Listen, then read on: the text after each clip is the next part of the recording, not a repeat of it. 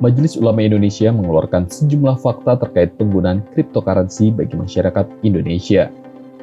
MUI menilai, cryptocurrency masih mengandung beberapa unsur gharar dan doror, serta bertentangan dengan sejumlah peraturan di Indonesia. Bagaimana masa depan perkembangan cryptocurrency di Indonesia? Dan bagaimana pula nasib 7,5 juta investornya?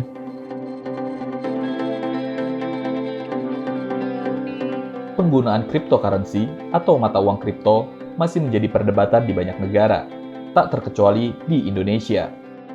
Lewat Ijtima Ulama, Majelis Ulama Indonesia menerbitkan fatwa haram bagi seluruh transaksi yang menggunakan mata uang kripto.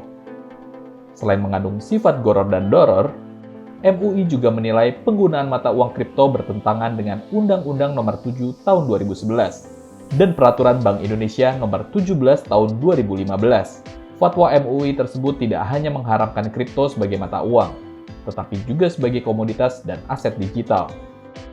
3 diktum hukum.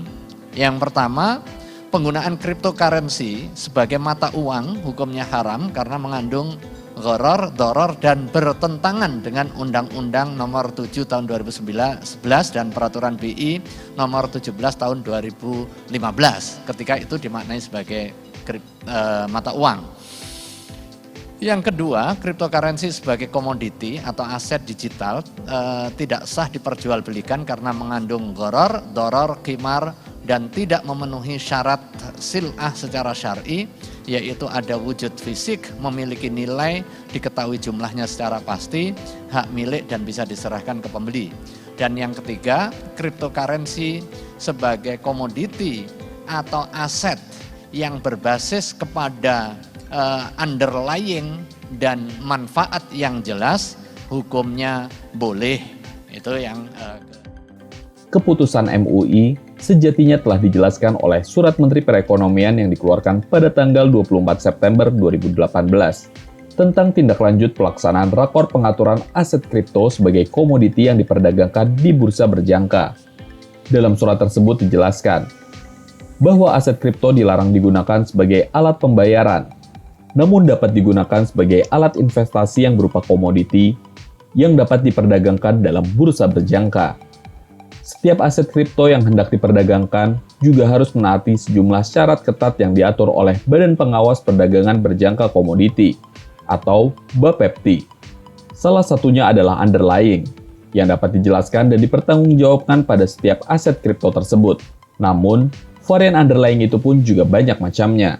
Bahwa underlay-nya yang dimaksud itu bisa berupa tangible maupun intangible asset. Nah, kalau tangible mungkin yang saya gambarkan ada sebuah aset kripto atau ada sebuah token yang memiliki underlay-nya adalah emas gitu ya. Tetapi ada juga kripto yang memiliki underlay-nya adalah sebuah perusahaan yang sudah berjalan, yang mana perusahaan itu memiliki skema bisnis yang jelas, kemudian bisnisnya halal gitu ya, yang dan juga bisa mengembangkan dari ekosistem tersebut dan seterusnya gitu. Nah, jadi adapun fundamental itu adalah bagaimana sebuah token itu dibuat dengan kejelasan terhadap penggunaannya dia, orang-orangnya dia, visi misinya dan yang lain-lain gitu. Sejumlah sifat dalam aset kripto juga disebut dekat dengan sistem ekonomi ideal bagi masyarakat Indonesia. Teknologi blockchain yang menjadi dasar dari pengembangan aset kripto memungkinkan pengguna untuk bertindak sebagai pemilik. Konsep ini disebut mirip sebagai koperasi, di mana anggota juga bertindak sebagai pemilik bisnis tersebut. Teknologi blockchain juga disebut dapat membuka kesempatan pembukaan lapangan kerja yang lebih luas, dengan berbagai variasi pemanfaatan. Karena sifat blockchain itu sebetulnya ada kemiripan dengan koperasi. Ya, user bisa menjadi owner itu sebenarnya kan konsep koperasi sekali sebetulnya. Dan selain itu juga teknologi blockchain bisa mengenable bisnis model baru, ya, bukan hanya satu tetapi banyak. Nah, salah satunya adalah dengan adanya blockchain, sekarang barang digital bisa memiliki nilai. Yang sebelumnya video atau foto itu atau lukisan digital itu tidak ada nilainya, dengan blockchain, berkat kelihatan di blockchain yang sifatnya permanen dan demokratis, semua user bisa jadi owner, itu bisa ada nilainya. Dan Dan inovasi seperti ini bisa membuka lapangan kerja yang sangat banyak. Besarnya pemanfaatan aset kripto tentu dapat menjadi hal yang positif, selama masih mengikuti peraturan yang berlaku dan manfaat yang jelas bagi masyarakat.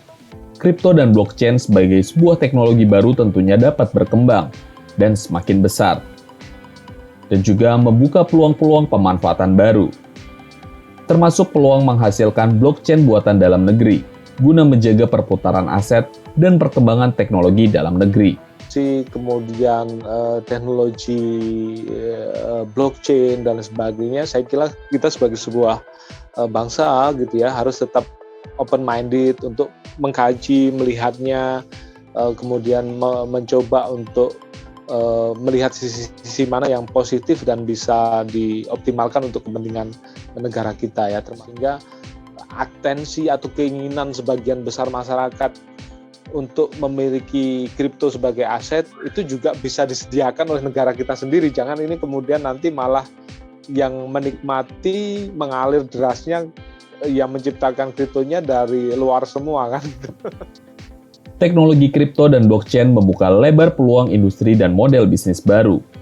Pemanfaatannya tidak hanya sebagai mata uang, namun juga bisa sebagai aset digital maupun tulang belakang berbagai teknologi lainnya. Adalah pilihan bagi pemerintah untuk menentukan sisi mana yang sesuai dan dapat mendukung perekonomian serta perkembangan teknologi bangsa Indonesia. Teknologi kripto dan blockchain akan terus bertumbuh, menghasilkan model-model industri baru yang dapat dikembangkan untuk kepentingan bangsa.